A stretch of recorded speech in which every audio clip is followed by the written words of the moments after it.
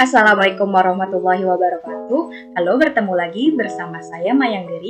Pada kesempatan kali ini saya akan membahas materi mengenai uji hipotesis, yaitu ada uji kelayakan model atau uji F, ada juga uji koefisien determinasi, dan selanjutnya ada uji T. Yang pertama kali akan saya bahas terlebih dahulu yaitu mengenai uji F. Apa sih uji F itu? Uji F digunakan untuk menjelaskan apakah semua variabel bebas yang dimasukkan ke dalam model secara bersama-sama mempunyai pengaruh terhadap variabel terikat, atau dengan kata lain model fit atau tidak. Apabila uji F tidak berpengaruh, maka penelitian tidak layak untuk dilanjutkan karena model penelitian tidak mampu menjelaskan adanya hubungan antara variabel independen dengan dependen.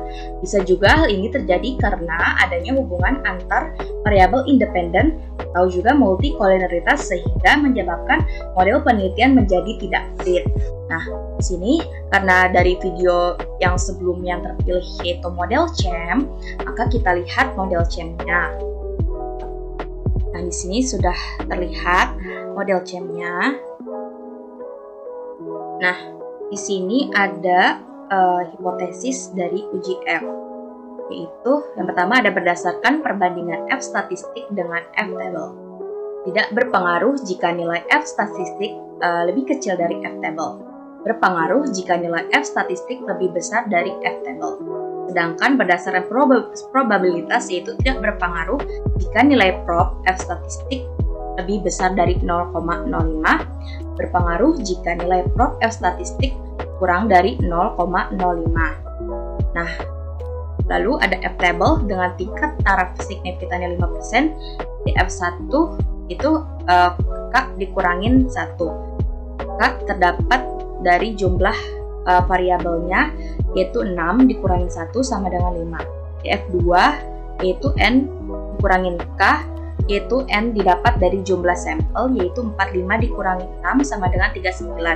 Maka nilai F table-nya yaitu 2,45583. Nah, sekarang kita bisa lihat dari nilai F statistiknya dan juga nilai prob F statistiknya yaitu sebesar 7,562400, sedangkan untuk nilai probnya yaitu ada 0,000048. Maka dengan demikian F statistiknya lebih besar dari F table yaitu sebesar 2,45583, dan untuk nilai prob statistiknya 0,00048 kurang dari 0,05. Maka dapat disimpulkan bahwa variabel independen dalam penelitian ini yang terdiri dari size, ROA, DAR, NPF, dan sukuk secara bersama-sama memiliki pengaruh terhadap ISR sebagai variabel dependen. Dan untuk yang selanjutnya yaitu ada koefisien determinasi, menjelaskan seberapa jauh kemampuan model regresi dalam menerangkan variasi-variasi bebas mempengaruhi variabel terikat. Semakin besar hasil R-square akan semakin baik, karena hal ini mengidentifikasikan semakin baik variabel independen dalam menjelaskan variabel dependen. Nah, di sini sudah ada hasil datanya koefisien determinasi, yaitu nilai R-square harus berkisar 0 sampai 1. Jika nilai R-square sama dengan 1, berarti naik atau turunnya variabel terikat 100% dipengaruhi variabel bebas. Jika nilai R-square sama dengan 0, berarti tidak ada hubungan sama sekali antar variabel independen terhadap variabel. Nah, di sini kita bisa lihat dari hasil adjusted R-square-nya yaitu sebesar 0,42773, artinya bahwa variasi perubahan naik turunnya ISR dapat dijelaskan oleh size, ROA, DAR, NPF, dan suku sebesar 42,7%. Sementara sisanya yaitu sebesar 57,3% dijelaskan oleh variabel-variabel lain. Dan selanjutnya ada uji T. Uji T menjelaskan signifikasi pengaruh variabel bebas secara parsial terhadap variabel terikat.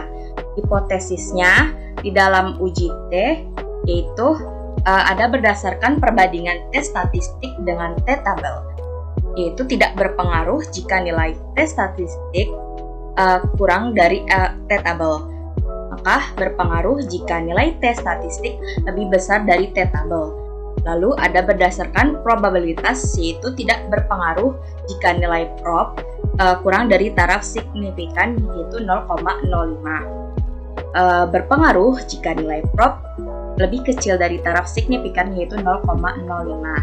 Dan untuk menghitung T tabelnya dengan tingkat signifikannya 5%, yaitu DFN dikurangin K sama dengan 45 dikurangin 6 sama dengan 39. Didapat nilai T sebesar 2,02269. Nah, di sini kita bisa lihat untuk size nilai T statistiknya itu sebesar 5,342578, yang artinya lebih besar dari T tabel yang 2,02269. Dan nilai propnya yaitu 0,0000 lebih kecil daripada 0,05.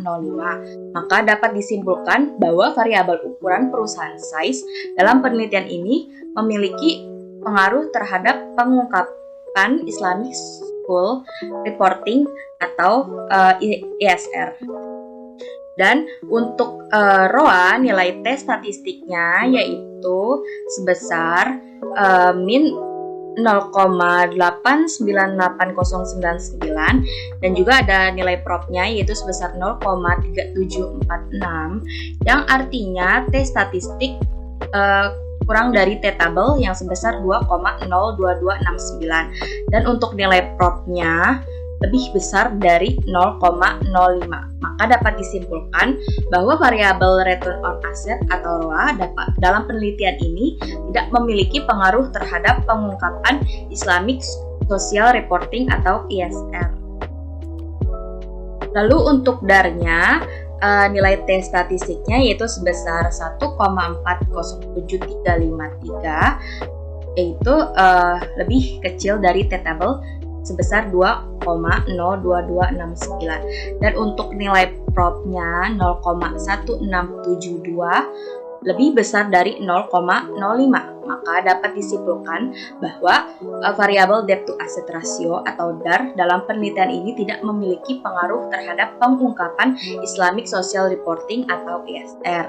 Dan untuk selanjutnya ada nilai NPF, yaitu T statistiknya sebesar min 2,371637, yang artinya ini lebih kecil dari T tabel yang sebesar 2,02269. Dan untuk nilai NPF yang propnya yaitu sebesar 0,0227, lebih kecil daripada 0,05. Maka dapat disimpulkan bahwa variabel non-performing financing atau NPF dalam penelitian ini memiliki pengaruh terhadap pengungkapan Islamic Social Reporting atau ISR. Dan yang terakhir untuk suku sebesar T statistiknya 0,386405, yang artinya lebih kecil dari T tabel sebesar 2,02269, dan untuk nilai prop sebesar 0,7013 lebih besar dari 0,05. Maka dapat disimpulkan bahwa variabel penerbitan suku dalam penelitian ini tidak memiliki pengaruh terhadap pengungkapan Islamic Social Reporting atau ISR. Sekian penjelasan materi saya mengenai uji F, koefisien determinasi, dan uji T. Kurang lebihnya mohon maaf, semoga bermanfaat. Wassalamualaikum warahmatullahi wabarakatuh.